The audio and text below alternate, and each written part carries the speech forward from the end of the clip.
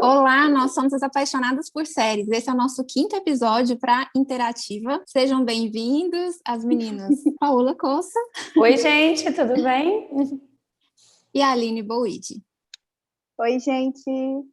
Nosso episódio hoje vai falar sobre amizade e é um thriller, né?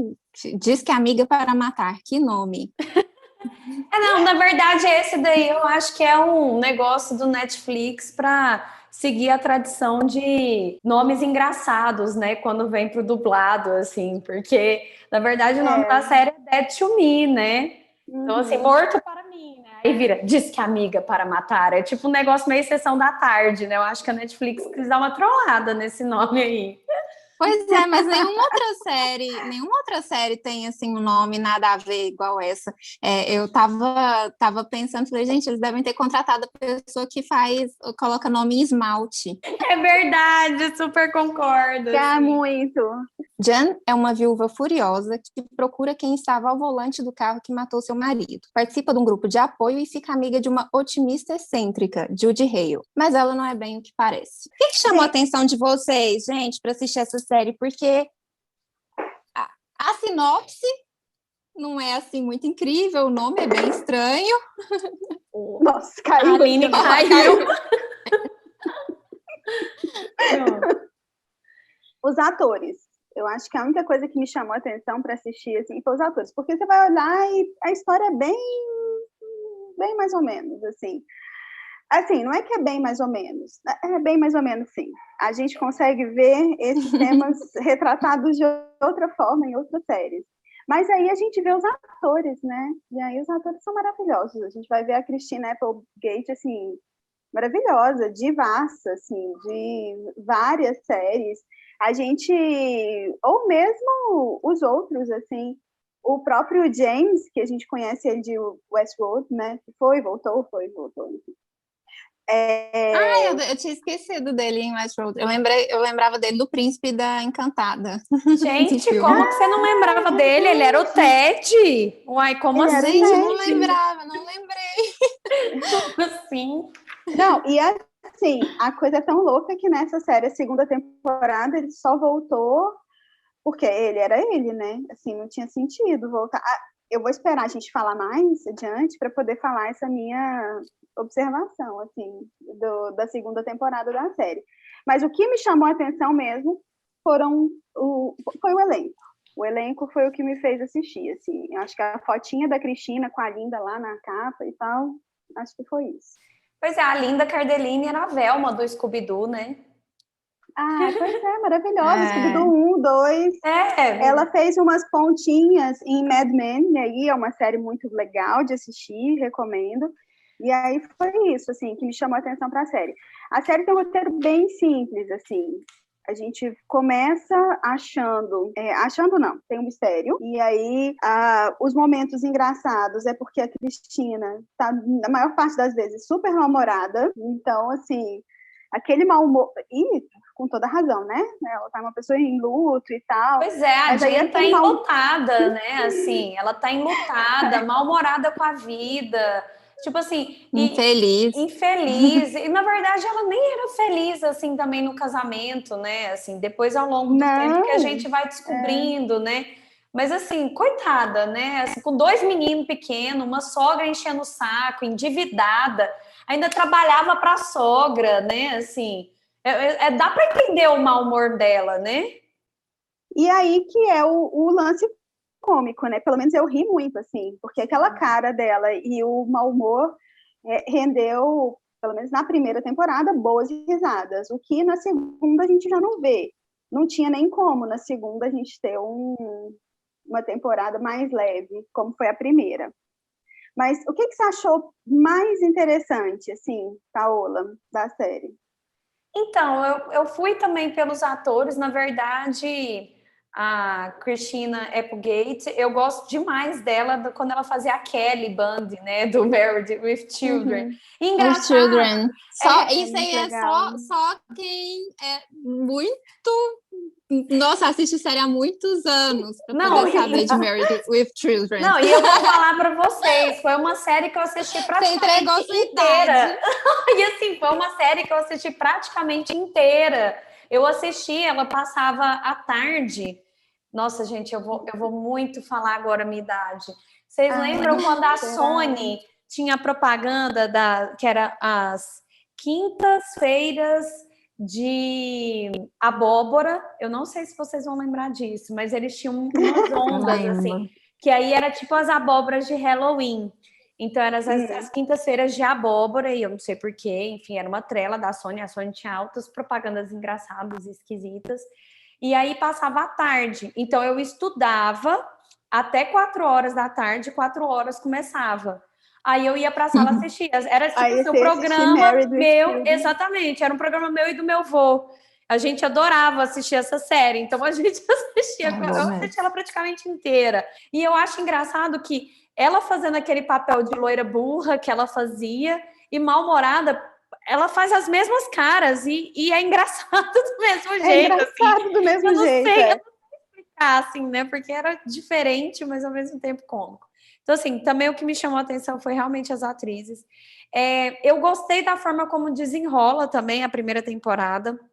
A gente fica achando que a Judy vai ser mais sombria, né? Eu não sei se vocês tiveram essa sensação também. Sim, o negócio do segredo, parecia que ia ser mais sombrio, ela vai, né? Assim, é sombrio, mas não é tão sombrio. Na verdade, é porque assim, no desenrolar, no início, eu fiquei muito grilada com a Judy. Assim, eu achava assim, nossa, pessoa sem coração, né? Mata o cara, não fala nada.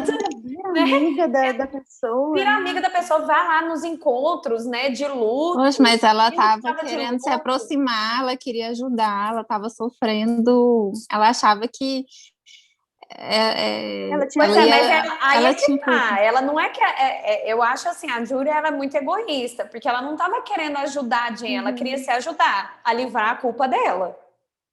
Por mais que ela falasse assim, olha, não, eu tô aqui porque Jen, não sei o quê, não é isso. Quando ela faz esse rolê todo, no final das contas, é porque ela precisava livrar a culpa dela. Então, ela queria entender se aquela mulher estava bem, se não estava. Você não acha também, Aline? Eu acho completamente, concordo com você.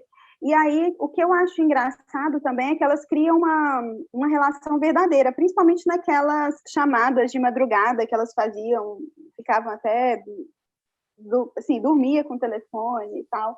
E aí elas criam um vínculo muito verdadeiro, assim, depois, né? A Jen, o início da série começa com ela não sabe receber o apoio ao luto, né? Então, quando chega até o início do primeiro episódio, a vizinha bate na porta, quer entregar uma lasanha para ela. E pergunta assim, como que você tá? E ela fala assim, eu tô como se meu marido tivesse sido atropelado, morto, não tivesse emprestado socorro, né? Aquela coisa, ela não sabe receber o apoio. É muito engraçado, na hora de falar, é engraçado. E aí ela vai exatamente para um retiro, não é um retiro, né? É uma reunião de apoio ao luto, que é lá que ela conhece a Judy. E a Judy vai conversando com ela e fala assim, eu posso te dar um abraço? Ela, não. Aquela assim, não, nem te conheço, né?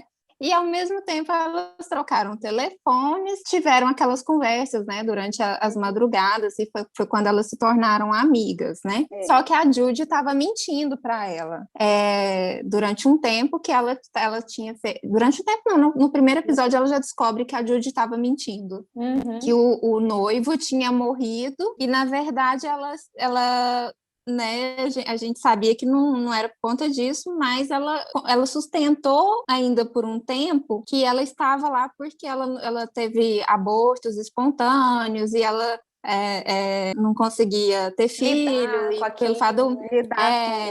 e pelo fato do noivo ter abandonado, aí numa outra reunião que elas estão conversando, ela fala, é por isso que eu tô aqui, meio que se justificando. Aí a Jen, né, fala pra ela assim, então arruma outro grupo.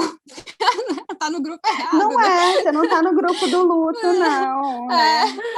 Esse não é o seu grupo. Como é uma série que são poucos episódios e são todos de 30 minutos, a gente vai se apegando muito fácil a esse tipo de atitude dela, porque é uma coisa assim que até você, se estivesse passando por uma situação daquela, você daria aquele tipo de resposta, né? Não, é espontâneo, né? O mau humor dela é tão visceral que é espontâneo, por isso que é engraçado. Porque realmente você se identifica, você fala assim, nossa, se eu estivesse nessa situação, é óbvio que eu falaria isso, né? E as coisas vão acontecendo mais rápido, e aí você acaba se apegando. Eu acho que eu assisti a série assim, meio que no zapeando. Por isso que eu perguntei para vocês por que vocês gostaram, por que vocês foram assistir essa série, né? Eu fui naquelas indicações da Netflix mesmo, e assim, em 30 minutos eu já tava assim, nossa, ela tem toda a razão, nossa, sabe? E é uma dupla improvável, né? Assim, uma pessoa muito solitária e uma outra muito raivosa. E aí depois a gente vai percebendo que o problema da raiva, né, na Jen. A impressão que eu tive na primeira temporada era que, assim, a destruição viria da Judy.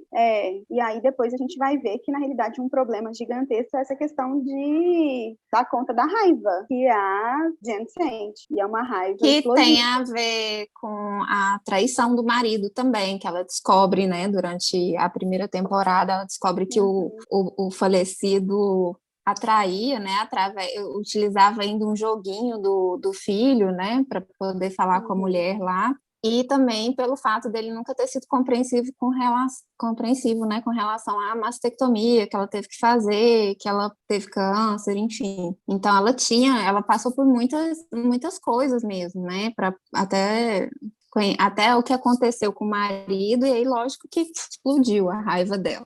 Mas assim, aí você percebe também, né, aí a gente já parte ali pro final da primeira temporada, que é quando ela tem a explosão de raiva e acaba matando o Steven mesmo. E aí eu acho que a gente pode pontuar que as duas acabaram matando, assim, o elemento masculino, uma da outra. É muito louco, assim, se você for parar para pensar. E aí o filho da Jen vira assim e fala, nossa, mas vocês não conseguem viver uma longe da outra, né? Assim, logo no início da segunda temporada, ele fala alguma coisa assim. Até uma questão de vingança. Eu acho que tem a ver, assim, com o que a Aline falou, do negócio, assim, né? Os elementos masculinos. Você matou meu marido, agora eu mato o seu noivo também, e a gente meio que fica, entre aspas, kids. Não foi, assim, não foi dessa forma como foi na série, mas eu entendo que foi mais ou menos isso que passaria na cabeça de uma pessoa, sei lá, que se existisse isso, né? Como ela. Como ela. Então, assim, e o que acontece é que eu acho que aí, no caso, quando inverte o papel, mesmo a Jen contando para a Judy o que acontece, porque aí não é mais segredo, né? Quem foi que matou? Mas ela não conta as razões verdadeiras, né? Aí eu acho que ela, assim, tudo bem que a Judy sacaneou com ela há muito tempo, mas eu não sei, eu achei que a Jen, ela foi mais fria nessa relação, assim. Então, eu acho a Jen muito mais problemática do que a Judy. Assim, se você for analisar, olhando mesmo cada uma, assim, a Jen tem coisas que ela precisa resolver. Aquele problema também com os comprimidos, assim, e tal. Aí é esse problema dessa raiva. Porque, olha, a Jen tinha muitas razões para ser uma pessoa tão raivosa quanto a Jen. Assim, ela teve, sei lá, 5 abortos, um relacionamento abusivo com aquele Steve. Fala sério, assim, você vai olhar... Não, extremamente abusivo. Na verdade, ela era também completamente destruída, a Judy, né? Porque ela estava num relacionamento abusivo, com um monte de aborto, não sei o quê. Ela era uma pessoa quebrada, destruída, né? Assim. Só que eu acho que ela é menos má do que a Jen. É isso. Eu acho isso, exatamente isso, assim. E aí, a segunda temporada é uma segunda temporada, no meu ponto de vista, pior do que a primeira temporada, assim, em termos cômicos, de uma história que vai se repetindo. Não, no meu ponto de vista, é uma série, tá renovada para a terceira, e a terceira vai ser a última. Para mim, não precisaria a segunda. Eu acho que na primeira, se a gente na primeira a gente conseguiria resolver isso. É isso, assim, a gente não tem muito o que falar na segunda, parece que vai se repetindo mesmo, e aí, assim, é um buraco atrás de outro buraco, aí você vai olhando o negócio, poxa vida, sabe? A segunda temporada, eu acho que o que ela vale, na verdade, são pelos personagens coadjuvantes, que aí eu acho que foi bacana. O negócio do relacionamento com a Júri, o negócio lá com a delegada, né, que vira aquele joguinho de gato e rato, a inclusão da mãe do Steven, né, e do, como é que chama o gêmeo? É Ben? Eu acho que ele é Ben, né? Então, assim, essa é outra coisa, voltar. É essa, sabe? Eu que acho história é essa? Do bem. Pois uma pessoa que não apareceu hora nenhuma, que não foi nem falado. Não, e nunca foi citado. Era isso que eu ia falar, assim, foi só para não perder o ator, né? Assim. Exatamente. Foi uma coisa assim, muito por conta do ator. E aí você vai ver que assim, o roteiro deu uma. Vamos fazer um puxadinho para tentar caber esse negócio, isso. Mas não vamos ser muito inteligentes, não. Vamos inventar um gênio. Cara, é muito. É muito novela isso. Igual novela mexicana, né? Foi tipo uma novela mexicana. Eu concordo plenamente, assim. Eu acho que a segunda temporada, tanto é que a segunda temporada eu tava assistindo fazendo exercício, assim. Não foi uma que me pegou. Eu fui assistindo, perdi umas partes, eu acho que eu preciso voltar agora. Eu dava uma voltadinha, mas não foi algo que eu sentei para assistir, sabe como é que é? Porque realmente eu achei que a história não estava valendo a pena, ela foi repetitiva. Eu acho que o destaque fica aí para os personagens coadjuvantes. Eu gosto muito da história da delegada, do gato e rato que vira, da Júri ter um relacionamento com a namorada da delegada, né? Que aí vira aquela confusãozinha ali, porque além do negócio de estar correndo atrás do crime, também tem a questão sentimental envolvida. Gosto também da mãe que entra, da mãe do Steve Ben, que é uma personagem muito bacana, que é a Frances Conroy. A Frances Conroy. Então, assim, ela é muito massa, é uma atriz, assim, veterana de várias séries aí, American Horror Story, 6 Feet Under. Então, assim, ela dá um arzinho meio sombrio na série ali, né? Que a mãe lutada também, que, tipo assim, eu não acredito que meu filho fez isso, né? Tipo assim, de sumir desse jeito. Eu gostei muito... O filho muito... no coral. O filho no coral. Eu achei muito bonitinho. O filho no coral. Então, eu acho que, assim, os personagens coadjuvantes. Agora, sim, eu achei também meio forçado o negócio da Jen com o Ben. Vocês não acharam, não, aquele relacionamento? Demais. E assim, ele é tão bonzinho, tão diferente do... Sabe, assim, umas coisas muito loucas. A Ruth e a Raquel, né? Tipo assim, um era o mal, psicopata, terrível, abusivo, e volta o gêmeo doce, maravilhoso. Mas nem tanto, né? Porque para a terceira temporada a gente vai ter aí um revés, né? Tipo, ele fugiu, né? Pois ou seja, as figuras masculinas, elas continuam sendo tóxicas na série, né? Vamos ver como é que eles vão fazer para terminar, porque eu acho que já podia ter terminado. Vocês estão esperando muita coisa aí da terceira temporada? E o que vocês acham que vai ter acontecido com a Jen? Porque deixou aberto, né? Assim, ela ficou machucada, não ficou assim? Eu acho que ela fica machucada, mas eu acho que ela sobrevive. Eu acho que ela volta para a terceira temporada. Eu não vi quem está confirmado para a terceira temporada, mas não, ela tá. Volta. Eu acredito que sim. Pelo que eu vi da diretora falando, assim, os atores estão confirmados. Ela estava na lista dos confirmados, assim. Bacana. O que eu vi sobre isso era que seria essa terceira temporada seria uma possibilidade meio que de redenção das duas com relação ao próprio Ben, assim, e a família do Steve. Mas assim, redenção gente, vai ficar muito fácil essa redenção, sabe? Assim, não sei. A redenção era serem presas, porque as duas são criminosas. As duas são criminosas, elas mataram. Não, tinha um corpo no freezer. Pois olha que bizarro, um corpo no freezer com uma criança e um adolescente lá vivendo. Olha, o que é isso? Como assim? Eu acho muito bizarro. A redenção, para mim, é as duas serem presas e pronto, né? a gente começou a falar com relação às séries de amizades. Vamos falar sobre série de amigos? Vamos indicar? Para mim, uma das melhores. Não, eu vou deixar a Paola falar essa, e aí eu vou completar. Porque quando ela falou lá no grupo, eu cheguei e falei assim, cara, para mim, uma das melhores de todos os tempos. Para mim também, Grace and Frankie. Gente, para mim, essa série de amiga, de história, é aquela série assim que vale a pena assistir. São episódios curtos também, meia hora cada, fácil de maratonar. Trata de assuntos que a gente pensa que na terceira idade nem existe mais. Começa aí, né? Primeiro, protagonistas da terceira idade. Então, isso já é muito bacana e já, para mim, é um diferencial. E grandes atores, né? Grandes atores. Né? E, assim, elenco Grace, de peso, né? E a Frank tem uma relação improvável também, porque, deixa eu contar um pouquinho da história para vocês. Conte. Elas eram casadas com 2 advogados que eram amigos, e aí esses 2 advogados amigos, eles descobriram que eles sentiam um para o outro muito mais que amizade. E aí eles decidem viver esse amor, e elas ficaram perdidas, sem saber o que fazer, e encontraram uma na outra, assim, uma âncora, uma amizade mesmo. E aí depois elas viram colegas de quarto, viram sócias, viram tudo. E aí é muito legal a gente ver uma descoberta dessas mulheres, assim, depois de ter ficado tanto tempo casadas, umas descobertas delas. E aí, durante as temporadas, a gente vê reencontros amorosos, a gente vê soluções, e a gente torce por todos eles, porque todos eles têm histórias lindas. Então, assim, a minha única crítica é a 5ª temporada, eu acho, uma antes dessa. Eu achei que a história dos filhos não foi tão legal.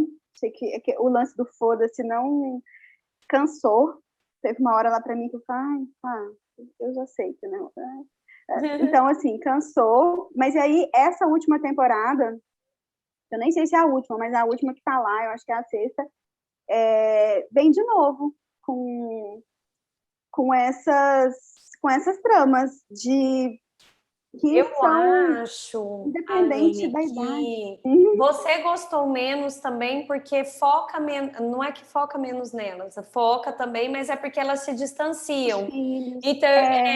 Então, assim, eu acho que o negócio do distanciamento da Grace e da Frank também é ruim para a série, porque a gente precisa das duas juntas, né? Eu acho que é por isso que até que não é tão legal, assim, essa temporada que você está falando que foi a 5ª. Mas vai ter a última temporada, vai ser a 7ª e última temporada.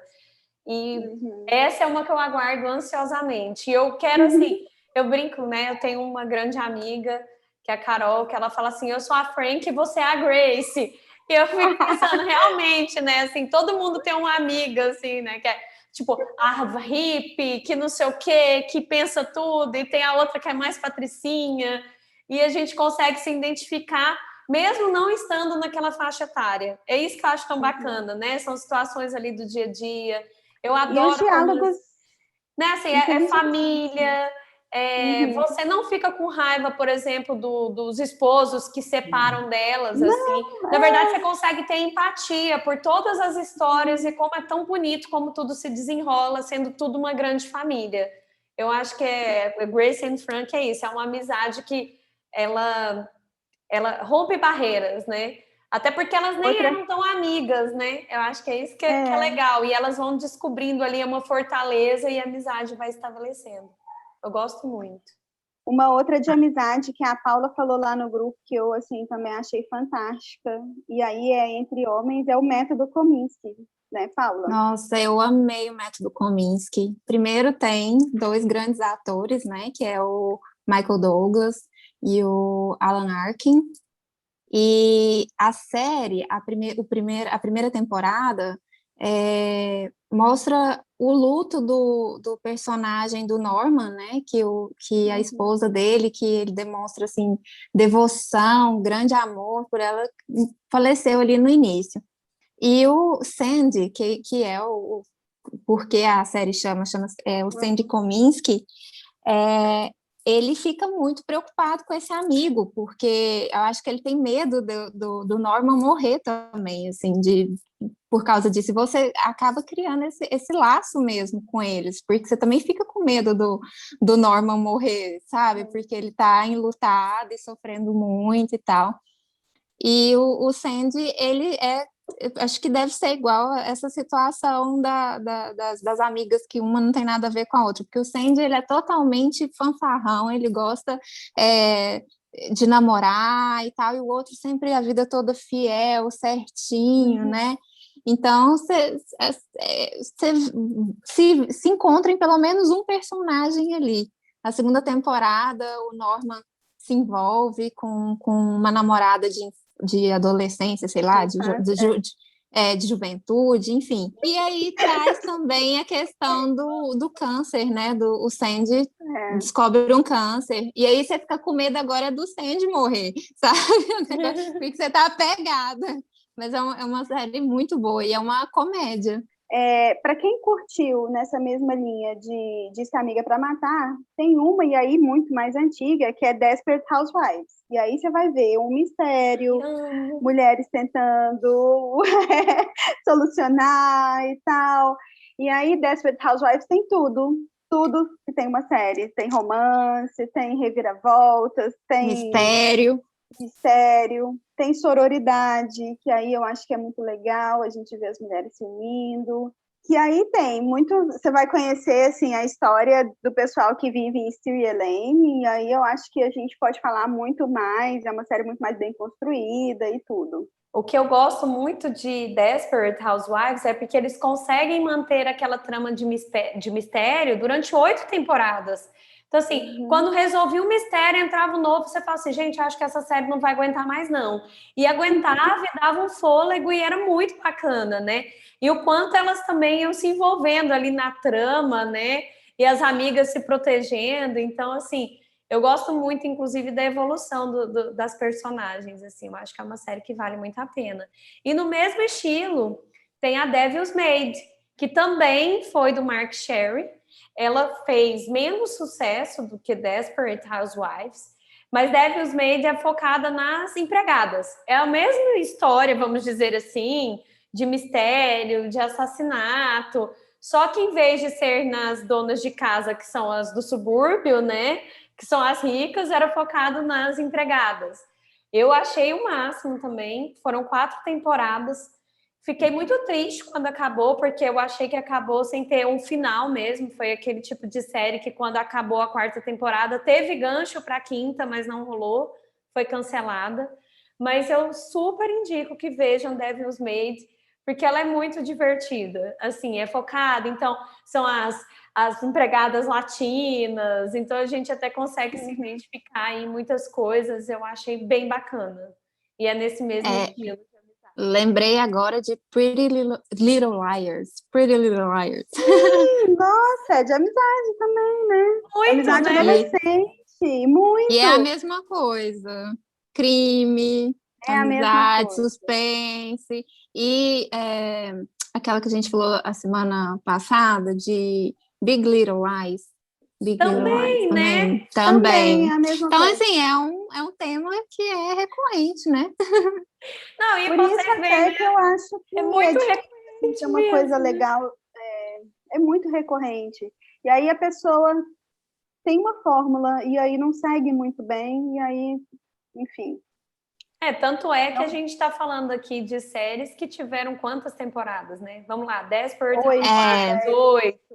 né? Pretty Little Liars também, acho que foram 8 temporadas. Foi 7 ou 8, Então, assim, deu pano para manga aí, deu história. É claro que teve barrigas aí, mas foram séries que foram aguentando. Então, eu acho que Diz que Amiga para Matar realmente perdeu aí na fórmula, porque senão dava muito mais história, né? Dava. Então é isso, pessoal. Nos siga no Instagram, no YouTube. Nós temos todas as redes sociais, se vocês pensarem. A Aline está no Twitter, Aline Boide. A Paola também está no Twitter, Paola Cossa. No Instagram estamos eu, Ana Paula Drummond, a Paola Cossa. Nosso Instagram é @podcastapaixonadas e o YouTube é Apaixonadas por Séries, tá? É isso, gente. Até a próxima. É isso, gente.